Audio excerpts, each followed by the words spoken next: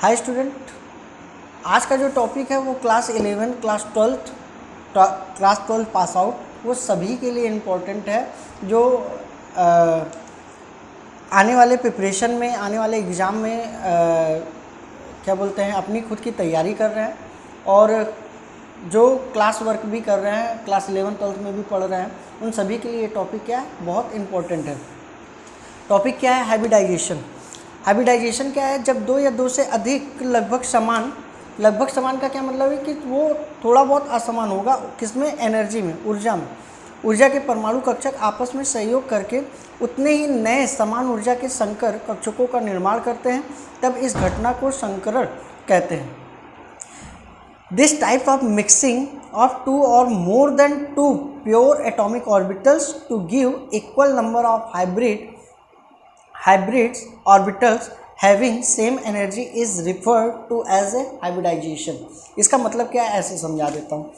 Suppose that 3 person है, एक person हो गया ए, दूसरा पर्सन हो गया बी, तीसरा पर्सन हो गया सी। एक पर्सन के पास 10 रुपये हैं, दूसरे के पास 5 रुपये हैं, तीसरे के पास 15 रुपये हैं। करना क्या है कि ये अभी तो अपनी एनर्जी में, अगर इनका एनर्जी देखा जाए तो ये एनर्जी में अभी क्या है, अलग अलग है। अभी एनर्जी में भाई इसके पास सबसे ज़्यादा, इसके पास उससे कम, इसके पास सबसे कम है एनर्जी। अब अगर इन तीनों पर्सन को आपस में मिला दिया जाए, तीनों पर्सन को आपस में मिलाने का क्या मतलब है कि इनके पैसे को भी आपस में मिला दिया जाए, तो टोटल कितना आ जाएगा? 10 + 5 + 15 टोटल आ जाएगा 30। इसका मतलब क्या है कि अगर अब इन तीनों पर्सन में ये 30 रुपीज़ डिवाइड किया जाए तो डिवाइड करने पर कितना आ जाएगा? 10 10 10, मतलब 10 रुपये तीनों के पास आ जाएंगे। अब इनकी एनर्जी क्या हो गई? सेम एनर्जी हो गई। और यही सेम एनर्जी क्या कहलाती है? Hybrid orbitals. क्लियर है? टाइप्स ऑफ हाइब्रिडाइजेशन क्या है? संकरण के प्रकार कितने टाइप के होते हैं? तो ये नंबर, सबसे पहले ये नंबर याद कर लीजिए, 2 से लेकर 7 तक। ठीक है, 2 पर क्या है? sp, 3 पर क्या है? sp2, 4 पर क्या है? sp3, 5 पर sp3d, 6 पर sp3d2 और 7 पर sp3d3। बहुत ही इम्पोर्टेंट टॉपिक है, ध्यान से सुनिए इस चीज़ को। sp में यस का एक सबसेल पी के ए सबसेल्स के साथ कंबाइन करता है, ऐड होता है, और 2 नए sp सेम एनर्जी के sp हाइब्रिड का फॉर्मेशन करता है। उसी तरीके से sp2 में एक s सबसेल 2 p सबसेल के साथ कंबाइन कर 3 नए sp2 हाइब्रिडाइजेशन का फॉर्मेशन करता है। इसका मतलब क्या है कि यहाँ पर जितने भी हाइब्रिडाइजेशन जो भी लिखा हुआ है, अगर sp3d लिखा हुआ है तो यस का 1, p का 3 और d का 1। इसका मतलब यस का एक सबसेल, पी का 3 सबसेल, डी का 1 सबसेल, और इनको ऐड कर दिया जाए।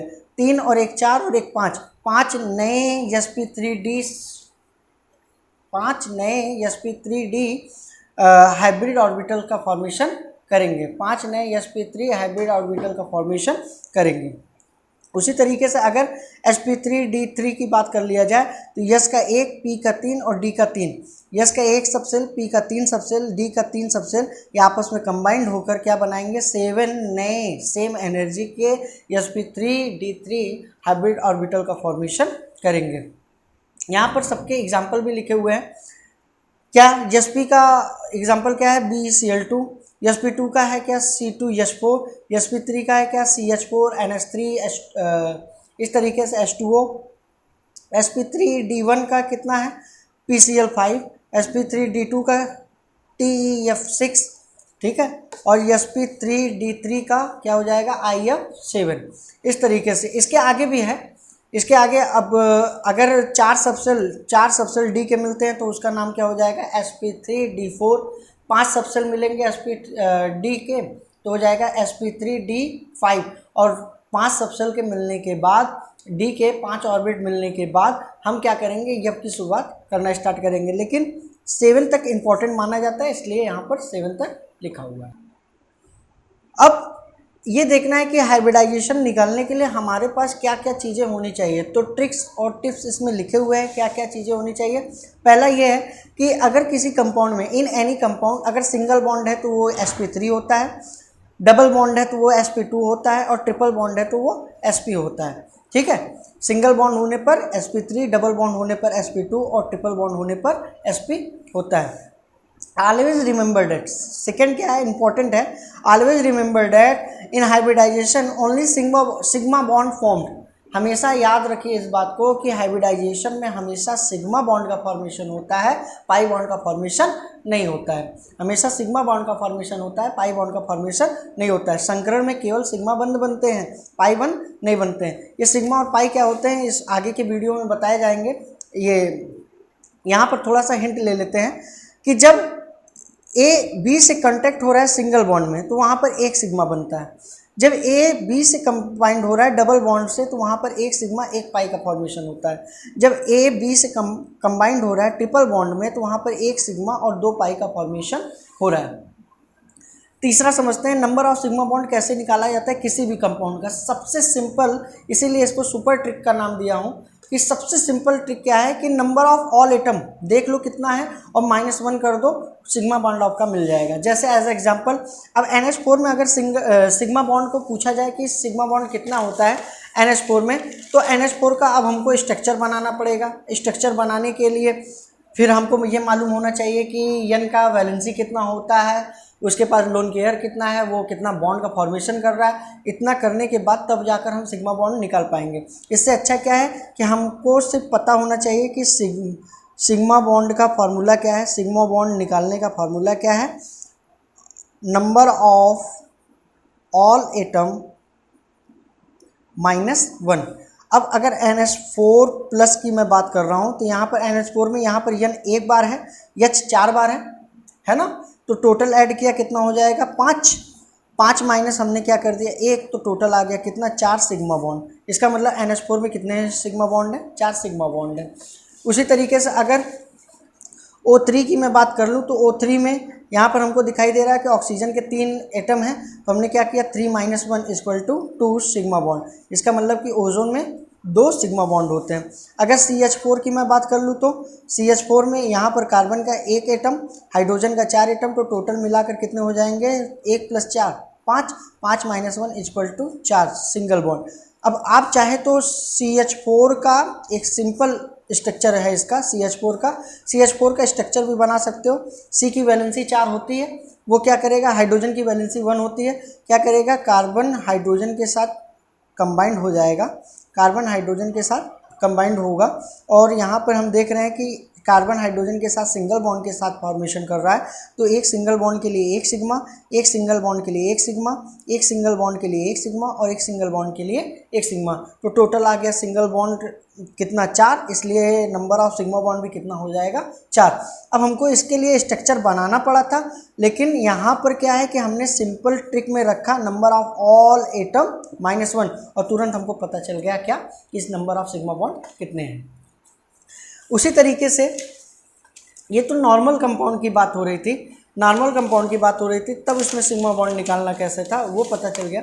लेकिन अगर साइक्लिक कोई कंपाउंड हो, कोई साइक्लिक कंपाउंड, जैसे सपोज दैट मैं बेंजीन की बात कर रहा हूँ, ठीक, बेंजीन की बात कर रहा हूँ, इस तरीके से ये साइक्लिक कंपाउंड है, इसमें रिंग का फॉर्मेशन हो रहा है। तो रिंग के फॉर्मेशन के लिए क्या हो जाएगा, यहाँ पर फॉर्मूला दिया हुआ है कितना, नंबर ऑफ ऑल एटम -1, जो कि ऊपर वाला ही फॉर्मूला था, प्लस सिर्फ थोड़ा सा बढ़ा देना है कितना, क्या, नंबर ऑफ रिंग। जितना नंबर ऑफ रिंग होगा उसी को क्या करना है, बढ़ा देना है। जैसे बेंजीन की बात हो रही थी तो बेंजीन में 1 रिंग है, बेंजीन का फॉर्मूला कितना होता है C6H6।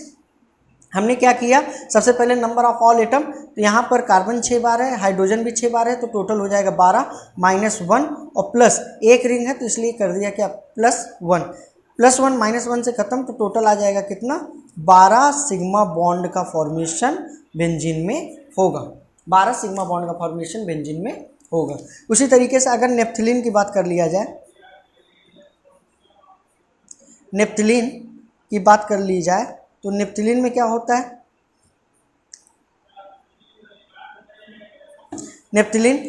नेप्थलीन में हम यहाँ पर देख रहे हैं कि जो नंबर ऑफ रिंग है वो नंबर ऑफ रिंग कितना है 2, और नेप्थलीन का फॉर्मूला क्या होता है C10H8, C10H8। तो टोटल हम ऐड करेंगे तो 10 और 8 कितना हो जाएगा 18 -1 और प्लस क्या करना है नंबर ऑफ रिंग +2, तो -1 + 2 आ जाएगा +1, -1 + 2 आ जाएगा कितना +1 + 1, 18 + 1 = 19 सिग्मा बॉन्ड फॉर्मेशन हुआ किसमें, नेप्थलीन। 19 सिग्मा बॉन्ड का फॉर्मेशन हुआ किसमें, नेप्थलीन। उम्मीद करता हूँ सिग्मा बॉन्ड आपको टोटल समझ में आ गया होगा। आगे बात करते हैं लोन पेयर कैसे निकाला जाता है। किसी कंपाउंड का भी लोन पेयर निकालने के लिए हमेशा ध्यान रखिए क्या कि जब दो परमाणु, दो एटम मिलकर आपस में कोई कंपाउंड फॉर्मेशन कर रहे हैं, 3 एटम आपस में मिलकर किसी कंपाउंड का फॉर्मेशन कर रहे हैं, तो करना क्या है, दो एटम के संयोजी इलेक्ट्रॉन मतलब उसके वैलेंस इलेक्ट्रॉन को निकाल कर क्या करना है, घटा देना, उनको सब्ट्रैक्ट कर देना है। तो लोन पेयर जिसको हिंदी में क्या कहते हैं, एकाकी इलेक्ट्रॉन युग्म निकाला जा सकता है। जैसे एज एग्जांपल इसका भी एग्जांपल देख लेते हैं हम लोग। सपोज दैट NH3 में हमें बिना स्ट्रक्चर बनाए अगर ये निकालना हो कि लोन पेयर इसमें कितना है, जैसे अगर स्ट्रक्चर बनाकर निकालते क्या, तो हमको करना पड़ता है कि यन का 7 एटॉमिक नंबर 7 होता है, तो हो जाता है 2 और 5। H का 1 होता है तो यहाँ हो जाएगा 1, H का 1 होता है तो यहाँ हो जाएगा 1, फिर H का 1 होता है तो यहाँ हो जाएगा कितना 1, क्योंकि H यहाँ पर 3 बार लिखा है इसलिए हमने भी 3 बार उसका इलेक्ट्रॉनिक कॉन्फ़िगरेशन कर रखा है। अब करना क्या पड़ेगा, हमको यन लिखना पड़ेगा, फिर 1 2 3 4 5, फिर यहाँ पर हाइड्रोजन का 1, हाइड्रोजन का 1, हाइड्रोजन का 1 इलेक्ट्रॉन हमने दिखा दिया। हाइड्रोजन खुद को बैलेंस करने के लिए क्या करेगा, 2 इलेक्ट्रॉन ले लेगा। हाइड्रोजन खुद को बैलेंस करने के लिए क्या करेगा, 2 इलेक्ट्रॉन ले लेगा, मतलब एक उसका था ही, एक नाइट्रोजन का ले लिया।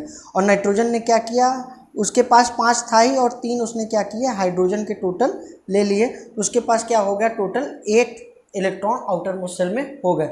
अच्छा, बॉन्ड बनाने में ऑलवेज रिमेंबर दैट बॉन्ड बनाने में जो इलेक्ट्रॉन पार्टिसिपेट करते हैं उसे बॉन्ड पेयर कहा जाता है, बंद युग्म हिंदी में बोला जाता है। और जो इलेक्ट्रॉन खाली हैं, बॉन्ड बनाने में पार्टिसिपेट नहीं किए हैं, उसी को लोन पेयर कहा जाता है। मतलब ये बॉन्ड बनाने में पार्टिसिपेट किए हैं इसलिए इसको बॉन्ड पेयर BP, और अगर ये खाली बैठे हुए हैं, बॉन्ड बनाने में पार्टिसिपेट नहीं किए, इसलिए इसको क्या कहा जाता है, LP, लोन पेयर। अब इतना स्ट्रक्चर बनाने के बाद हमको लोन पेयर पता चला क्या कि NH3 में एक लोन पेयर होता है। NH3 में एक लोन पेयर का मतलब 2 इलेक्ट्रॉन, एक लोन पेयर का मतलब 2 इलेक्ट्रॉन, इलेक्ट्रॉन का युग्म पेयर होना चाहिए, जोड़ा होना चाहिए। तो एक लोन पेयर का मतलब कितना, 2 इलेक्ट्रॉन। हमको करना क्या है, हमने किया क्या, NH3 को लिखा, यन के आउटर मोस्ट शेल में हमको पता है कितना, यन के आउटर मोस्ट शेल में 5 इलेक्ट्रॉन, आउटर मोस्ट शेल में रहने वाले जो इलेक्ट्रॉन होते हैं उसी को वैलेंस इलेक्ट्रॉन कहा जाता है। और जो इलेक्ट्रॉन आउटर मोस्ट शेल में होते हैं उस सेल को वैलेंस सेल कहा जाता है। क्लियर। और हाइड्रोजन के आउटर मोस्ट शेल में यहाँ पर दिखाई दे रहा है कितना, एक इलेक्ट्रॉन है। ठीक है, कितनी बार है, 3 बार, तो 3 × 1 इलेक्ट्रॉन, तो आ जाएगा कितना, इसको हमको क्या करना है, सब्ट्रैक्ट करना है। तो 5 इलेक्ट्रॉन माइनस 3 इलेक्ट्रॉन = 2 इलेक्ट्रॉन। और मैंने कहा था कि जब 2 इलेक्ट्रॉन आएगा तो इसका मतलब क्या है, एक लोन पेयर, ये आ जाएगा आसानी से, विदाउट एनी स्ट्रक्चर ड्रॉ किए आप लोन पेयर आसानी से निकाल सकते हैं। क्लियर। अगर दूसरा देखा जाए XeF2, हम जानते हैं कि Xe मतलब जेनान के आउटर मोस्ट, एक इनर्ट गैस है, तो इसके आउटर मोस्ट शेल में 8 इलेक्ट्रॉन होगा। हमने सब्ट्रैक्ट किया, माइनस किया। फ्लोरीन का वैलेंसी जो होती है -1 होती है, मतलब 1 में हमने क्या किया, 2 का मल्टीप्लिकेशन कर दिया, तो आ जाएगा कितना, 2 इलेक्ट्रॉन। 8 - 2 किया तो आ गया कितना, टोटल 6 इलेक्ट्रॉन का क्या मतलब, 2 इलेक्ट्रॉन होने की वजह से एक लोन पेयर बनता था, तो 6 इलेक्ट्रॉन होने की वजह से कितने लोन पेयर बनेंगे, 3 लोन पेयर का फॉर्मेशन होगा। तो इस तरीके से विदाउट एनी स्ट्रक्चर ड्रॉ किए हम ये निकाल सकते हैं कि किसी कंपाउंड में कितने लोन पेयर हो सकते हैं। फिर नेक्स्ट जो फार्मूला है, नेक्स्ट जो इम्पोर्टेंट टिप्स है वो हाइब्रिडाइजेशन से ही रिलेटेड है। हमने आपको बताया था कि लोन पेयर, हमने बताया था कि ये क्रम याद कर लीजिएगा, 2 3 4 5 6 7, हाइब्रिडाइजेशन की शुरुआत में ही बताया था कि ये क्रम बहुत इंपॉर्टेंट है। उसके बाद क्या है कि अगर आपके आंसर में, किसका आंसर, लोन पेयर और बॉन्ड पेयर का, लोन पेयर और बॉन्ड पेयर का एडिशन करने के बाद अगर आपके पास 2 आ रहा है तो sp3 आ रहा है तो sp2 हाइब्रिडाइजेशन उसी तरीके से होना स्टार्ट हो जाएगा। 4 आ रहा है तो sp3, 5 आएगा तो sp3d, 6 आएगा sp3d2, 7 आएगा sp3d3। और इसका शेप क्या होगा, शेप भी याद कर लीजिए। sp के लिए लीनियर, फिर sp2 के लिए ट्राइगोनल, sp3 के लिए टेट्राहाइड्रल, sp3d के लिए ट्राइगोनल बाई पिरामिडल, sp3d2 के लिए क्या हो जाएगा ऑक्टाहाइड्रल, और sp3d3 के लिए हो जाएगा पेंटागोनल बाई पिरामिडल। क्लियर है। और इसका बॉन्ड एंगल क्या होगा, sp में लीनियर जो बनता है उसमें बॉन्ड एंगल होगा 180, sp2 में ट्राइगोनल के लिए बॉन्ड एंगल हो जाएगा 120, sp3 में आ जाएगा 109 डिग्री 28 मिनट, sp3d में आ जाएगा 120 और 90, 120 डिग्री और 90 डिग्री, sp3d2 में आ जाएगा ऑक्टाहाइड्रल जहाँ पे होगा 90, और sp3d3 में पेंटागोनल बाई पिरामिडल में आ जाएगा 90 और 72। फिर जिस तरीके से आपने सिग्मा बॉन्ड पाई बॉन्ड निकाला है उसी तरीके से आप सिग्मा बॉन्ड और लोन पेयर निकाला है उसी तरीके से आप पाई बॉन्ड भी निकाल सकते हैं। पाई बॉन्ड का फॉर्मूला यहाँ पर दे रखा है। पाई बॉन्ड का फॉर्मूला क्या है, पाई बॉन्ड के लिए बहुत ही सिंपल, इसको भी सुपर ट्रिक का नाम दिया गया है। बहुत ही सिंपल, क्या करना है, समेशन करना है। समेशन को मतलब ऐड करना है, क्या, total number of individual atom divide by two. और यहाँ पर याद रखिएगा total number of individual atom जो होगा वहाँ पर उसकी वैलेंस इलेक्ट्रॉन -2 करना है, उसी में मल्टीप्लाई करना है किससे, वैलेंस इलेक्ट्रॉन -2, और प्लस लास्ट में प्लस कर देना है क्या, 1। तो आपको आसानी से पाई बॉन्ड निकालना आ जाएगा। ठीक, जैसे एज एग्जांपल एक एग्जांपल ले लेते हैं C4H6 का हमें ये देखना है कि C4H6 में कितने पाई बॉन्ड आ रहे हैं। क्लियर है। अगर सिग्मा निकालना होता क्या होता, यहाँ पर 6 है यहाँ पर 4 है तो टोटल आ जाएगा कितना, 6 4 10, 10 माइनस 1 किया तो पता चल जाएगा कितना, 9 सिग्मा बॉन्ड का फॉर्मेशन हो रहा है। अगर सिग्मा बॉन्ड की बात किया जाए तो यहाँ पर कितना है, कार्बन 4, यहाँ हाइड्रोजन 6, तो हमने क्या किया, सिग्मा बॉन्ड के लिए नंबर ऑफ ऑल एटम का मतलब क्या है 6 और यहाँ पर 4, टोटल 10, और क्या करना है -1 जैसे ही किया 9 सिग्मा बॉन्ड निकल गया। लेकिन पाई बॉन्ड के लिए क्या करना है, पाई बॉन्ड के लिए ध्यान से इस फॉर्मूले को देखिए और यहाँ पर जिस तरीके से बताया जा रहा है एक बार उसको फॉलो करके देखिए। यहाँ पर कार्बन कितनी बार है, 4 बार है, हमने 4 लिख लिया। फिर इसका वैलेंस इलेक्ट्रॉन कितना है, हम जानते हैं कि कार्बन का जो वैलेंस इलेक्ट्रॉन होता है संयोजी इलेक्ट्रॉन होता है वो कितना होता है, 4। कार्बन की वैलेंसी 4 होती है तो 4 और फिर माइनस क्या किया, 2, 4 माइनस क्या कर दिया, 2। क्लियर। फिर उसके बाद ऐड करना है, ऐड करने के बाद क्या कर देंगे, यहाँ पर हाइड्रोजन कितनी बार दिया है, 6 बार, 6, और फिर हाइड्रोजन की वैलेंसी जो होती है 1 माइनस कर देना है क्या, 2, डिवाइड करना है 2 से, फिर ऐड कर देना है किसको, 1 को। अब इसको सॉल्व कर लीजिए, यहाँ पर 4 - 2 मतलब 2, तो 2 × 4 आ जाएगा 8, प्लस 1 - 2 मतलब -1, -1 × 6 तो आ जाएगा -6/2 + 1।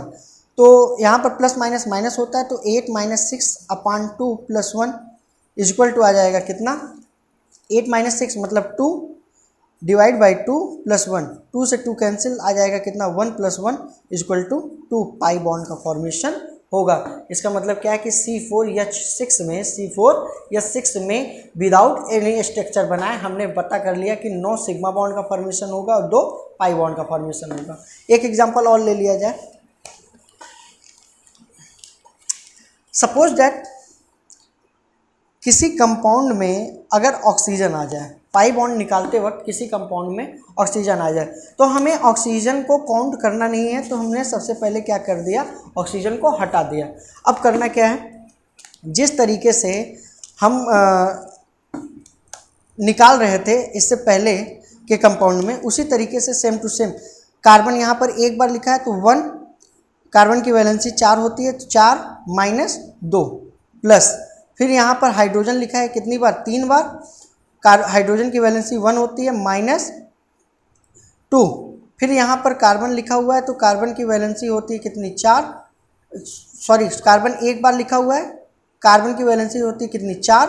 और फिर हम क्या कर देंगे, -2। फिर उसके बाद यहाँ पर लिखा हुआ है क्या, हाइड्रोजन। फिर हमने क्या किया, प्लस हाइड्रोजन एक बार लिखा हुआ है, हाइड्रोजन की वैलेंसी होती है 1 और माइनस कर दिया क्या, 2। डिवाइड करना है किससे, 2 से, और लास्ट में कर देना है क्या, 1 को ऐड कर देना है, लास्ट में 1 को ऐड कर देना है। इसको सॉल्व करते हैं। 4 - 2, 2 × 1 मतलब 2, प्लस 1 - 2, 1 - 2 मतलब -1, -1 × 3 तो आ जाएगा कितना, -3, प्लस 4 - 2, 2 × 1 तो आ जाएगा कितना, 2। फिर उसके बाद 1 - 2 -1, -1 × 1 तो आ जाएगा कितना, -1। डिवाइड करना है कितना, 2 से, प्लस करना है किसको, 1 को। क्लियर।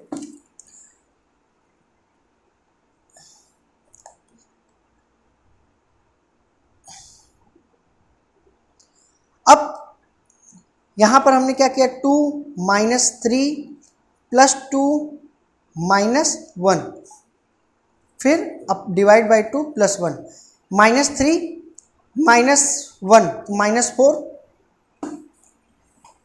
-3 - 1 तो हो जाएगा टोटल कितना, -4, -4 और यहाँ पर क्या हो जाएगा, +4, 2 और 2 + 2 यहाँ पर 4 और यहाँ पर आ जाएगा कितना, -4/2 + 1, 4 - 4 0, 0 डिवाइड बाई 2 + 1। और किसी भी नंबर में जब हम किसी भी नंबर से हम जब 0 में डिवाइड करते हैं तो उसकी वैल्यू 0 ही आती है।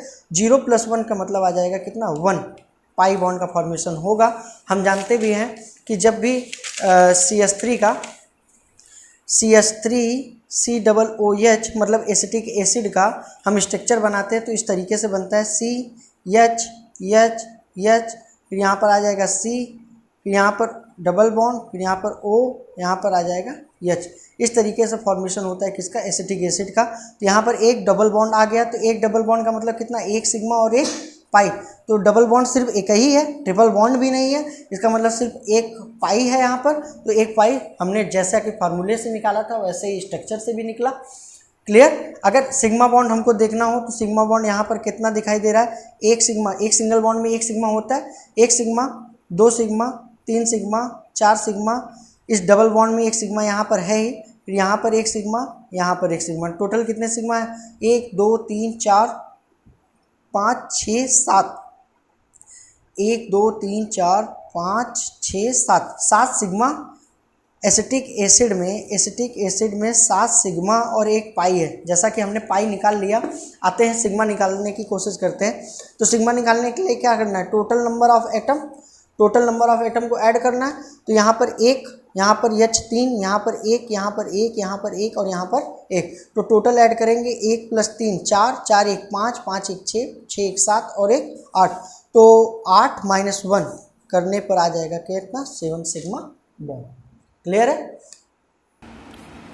फिर बात करते हैं कि ऐसे कंपाउंड्स के लोन पेयर को निकालने के लिए जिसमें नाइट्रोजन, ऑक्सीजन और हाइड्रोजन से रिलेटेड कंपाउंड आ जाते हैं। तो उनके लोन पेयर को निकालने के लिए यहाँ पर फार्मूला क्या है, 1 × N, 2 × O + 3 × हाइड्रोजन के लिए X इस्तेमाल किया जाता है। यहाँ पर N क्या है, नाइट्रोजन के लिए है, O किसके लिए, ऑक्सीजन के लिए, और X किसके लिए, हाइड्रोजन के लिए। जैसे सपोज डैट यहाँ पर एक एग्जांपल किसका है, CH3COCl का, CH3COCl का।